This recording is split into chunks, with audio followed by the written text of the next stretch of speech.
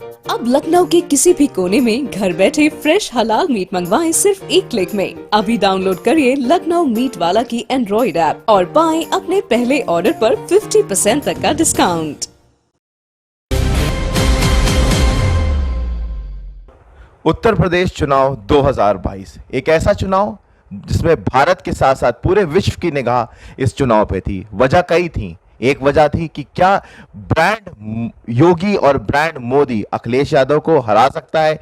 क्या वो सरकार जिसके ऊपर बहुत सारे इल्जाम लगे बेरोजगारी के और ऐसे इल्जाम लगे कि कोविड मैनेजमेंट में काम नहीं कर पाई, क्या वो अनाज सुरक्षा बुलडोजर वाली छवि से भारत को और उत्तर प्रदेश को विश्व के आला मुकाम पे पहुंचा सकता है? इन सारे सवालों के बीच में ब्रांड योगी और ब्रांड मोदी ने काम करा और रिजल्ट हम सबके सामने है। उत्तर प्रदेश में एक प्रचंड बहुमत की सरकार दोबारा से श्री योगी आदित्यनाथ जी की आई। अब आज मेरे साथ हैं एक ऐसी महिला कार्यकर्ता, नहीं कहूंगा मैं, एक समाज सेविका, एक पूर्व अंतर्राष्ट्रीय खिलाड़ी, एक 1 क्लास कस्टम ऑफिसर और अब भाजपा महिला विंग या अब मैं ये कहूं कि भाजपा अल्पसंख्यक के महिला विंग की महासचिव निगत खान जी। तो निगत खान जी, पहले तो बहुत बहुत स्वागत है हमारे चैनल में आपका। बहुत बहुत शुक्रिया आपका, हमें इस काबिल समझा जो आपने हमें अपने चैनल पर इंटरव्यू के लिए बुलाया। बहुत बहुत धन्यवाद। निगत जी, पहला सवाल, जब भी एक अल्पसंख्यक की बात आती है, जब भी एक वर्ग की बात आती है, तो उस पर यह आरोप लगता है या और लोग ये कहते हैं कि वो वर्ग भाजपा से नहीं जुड़ पाया है। आप एक अल्पसंख्यक वर्ग से आती हैं, भाजपा ने इतनी बड़ी जिम्मेदारी आपको दी, क्या सोच के आप भाजपा से जुड़ी और क्या आप उनकी विचारधारा से सहमत हैं? देखिए, भाजपा जहाँ तक मैं समझती हूँ, जो मुझे उनकी जो कुछ चीज़ें बहुत अच्छी लगी, जैसे लोगों को, जैसे मैं बताऊं आपको, मलियाबाद में हमारे कुछ रिश्तेदार रहते हैं, सब मुस्लिम जाहिर हैं, तो उसमें 800 मकान जो दिए गए एक एरिए में, उसमें आप समझ लीजिए 650 मुसलमान को मकान दिए गए।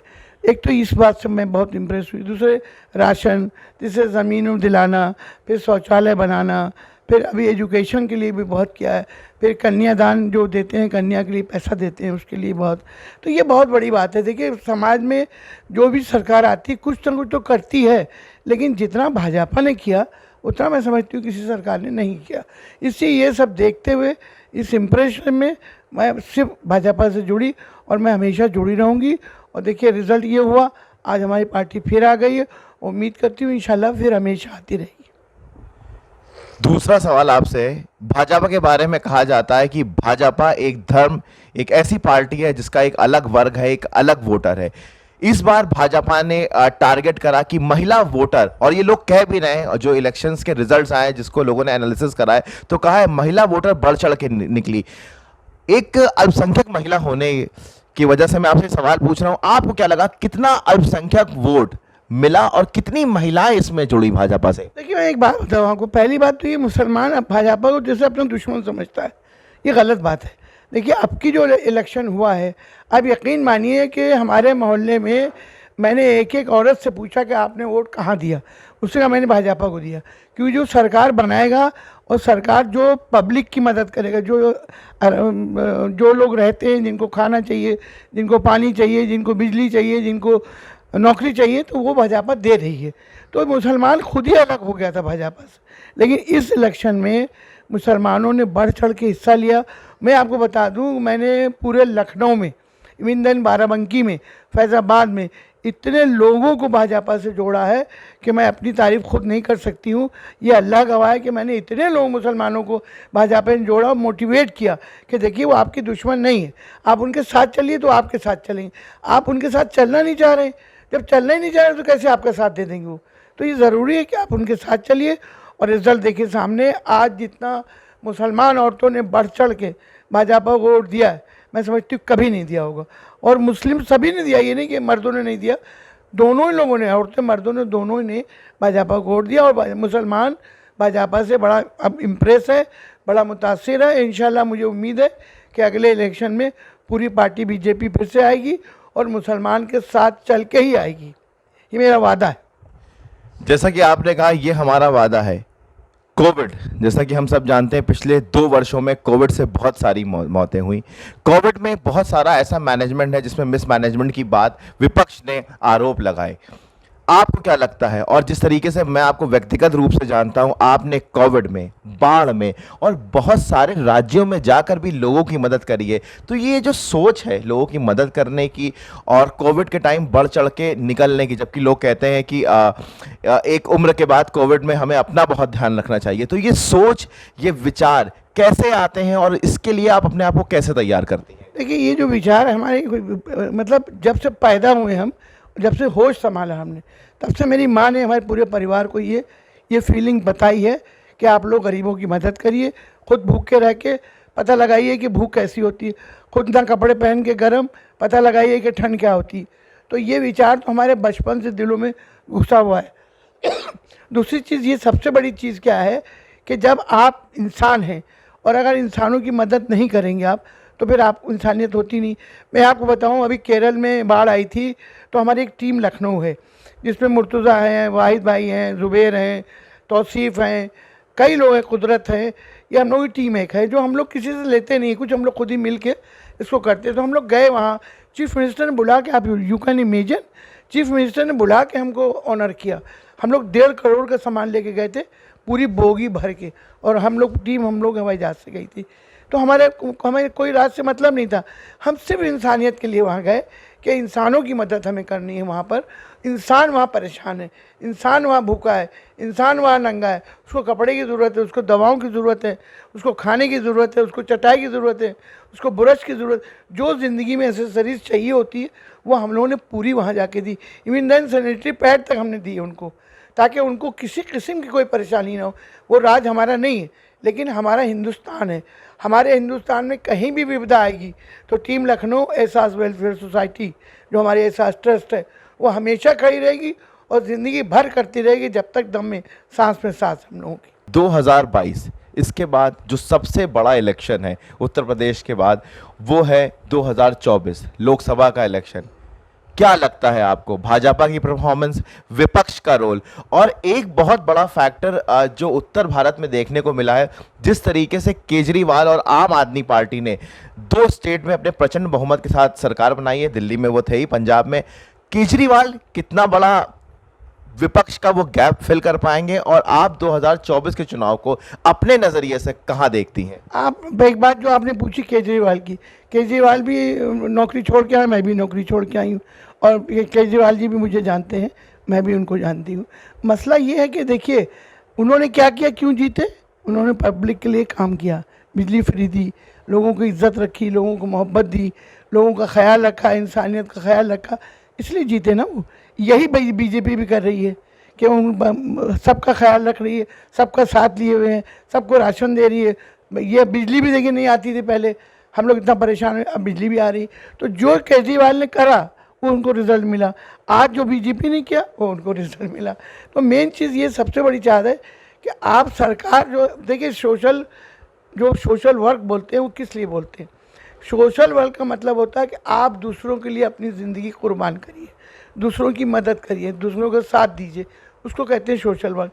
नेता भी, अब कुछ नेता तो ऐसे होते हैं जो सिर्फ अपने लिए जीते हैं, लेकिन बहुत से नेता ऐसे हैं जो सिर्फ अपने लिए ना जी के पब्लिक के लिए भी जीते हैं, उनका ख्याल रखते हैं, उनको सब करते हैं। तो मेन चीज़ है, जो आप जनता के लिए करेंगी, जनता रिजल्ट आपको वही देगी जो आपको चाहिए। अगर आप जनता के लिए कोई काम नहीं करेंगे तो जनता रिजल्ट आपको नहीं देगी। जो सरकार आज बनी है उस बीजेपी, मुझे बड़ा प्राउड है इस बात पे कि बीजेपी ने सबके लिए, सबके साथ के लिए काम किया और आज इस मुकाम पे पहुंची। और जहां आप कह रहे हैं 2024, और इंशाल्लाह 2024 में भी योगी जी, मोदी जी, सब लोग मिल के, हम लोग सब लोग मिल के ये काम करेंगे और पब्लिक के लिए पूरा दिल लगा के काम करेंगे ताकि वो हमें सपोर्ट करे, क्योंकि जो पब्लिक को सपोर्ट करेगा वही जीतेगा। ये तो आप अच्छी तरीके से जानते हैं।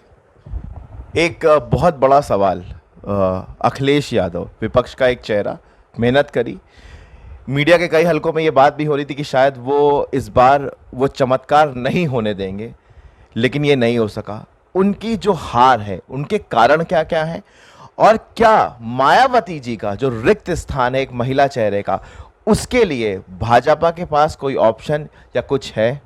नहीं देखिए, ऐसा अखिलेश को जहाँ तक मैं समझ में आया जी का भी, देखिए जो पब्लिक, मैंने 3 बार इसको दोहराया आपकी बात को, कि जो पब्लिक के लिए काम करेगा और जो जातवाद लेके काम करेगा वो कभी ज़िंदगी में सक्सेस नहीं हो सकता। इंसान बने रहो, इंसान का दावा है, इंसान बन जाओ, अपने आप तुम्हें सब कुछ मिल जाएगा, कुछ कहीं ढूंढने की ज़रूरत नहीं है आपको। अब रह गया अखिलेश का, देखिए अखिलेश ने पूरी कोशिश तो की और अच्छी बात है, कोशिश की, इसमें दो राय नहीं। अब किस्मत के साथ कोई नहीं मना कर सकता, जिसको देना वक्त से पहले और तकदीर से ज़्यादा किसी को नहीं मिला है ना मिलेगा। जहाँ तक मैं समझती हूँ अखिलेश ने जो कोशिश की अच्छी कोशिश थी उनकी, इसमें दो राय नहीं। लेकिन अब कोशिश तो वहीं होती है जहाँ जनता खुश होती है। अब जनता इसके मतलब बीजेपी से खुश है, इसलिए जनता ने उनको चुन लिया। अब हो सकता है कि मे भी कुछ प्रॉब्लम हो जनता को अखिलेश जी को चुनने में। अखिलेश जी मुझे बहुत मानते हैं, दीदी कहते हैं मुझे, मैं उनकी बड़ी इज्जत करती हूँ। मगर मसला ये है ना कि देखिए तकदीर से ज़्यादा किसी को नहीं मिलता। अब वो अल्लाह की मर्ज़ी है, आगे कोशिश करें, हो सकता है कभी कामयाब हो जाए वो।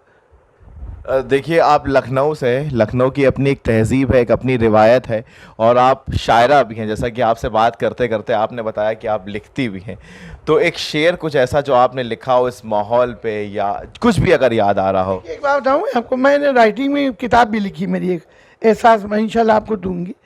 अब मेरे एक शेर है, सुन लीजिए, 2-3 शेर हैं, सुन लीजिए कि हौसलों की बात है तो फिर सुनो, हौसलों की बात है तो फिर सुनो, तूफान भी रुख मोड़ लेते हैं मेरे नाम से। दूसरा, मेरे हाथों की लकीरों के इजाफे हैं गवाह, मेरे हाथों की लकीरों के इजाफे हैं गवाह, मैंने पत्थर की तरह खुद को तराशा है बाबा। तो ये आप कह रहे हैं, उसमें एक किताब भी शाया हुई है, इसका नाम है एहसास। तो मुझे ज़िंदगी में हमेशा शौक़ है, जो मैं अपनी बात किसी के सामने नहीं रख पाती हूँ तो मैं उस शेर शायरी में रख देती हूँ। कि जैसे अब मैंने अभी आपको थोड़ी देर पहले ही शेर सुनाया, खनक खनक की आवाज़ों में वो कशिश देखी, चंद सिक्कों के लिए दोस्ती बिकते देखी।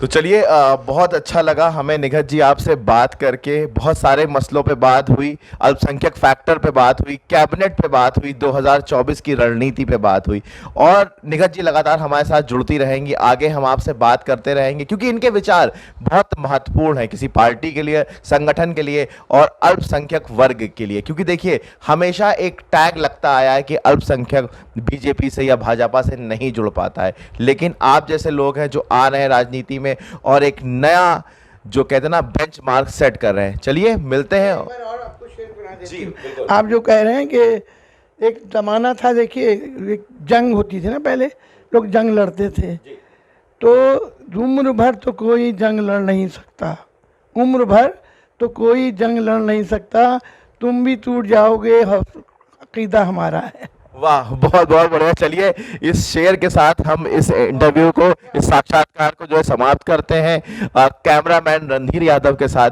मैं मनीष सिंह, संस्कार न्यूज़।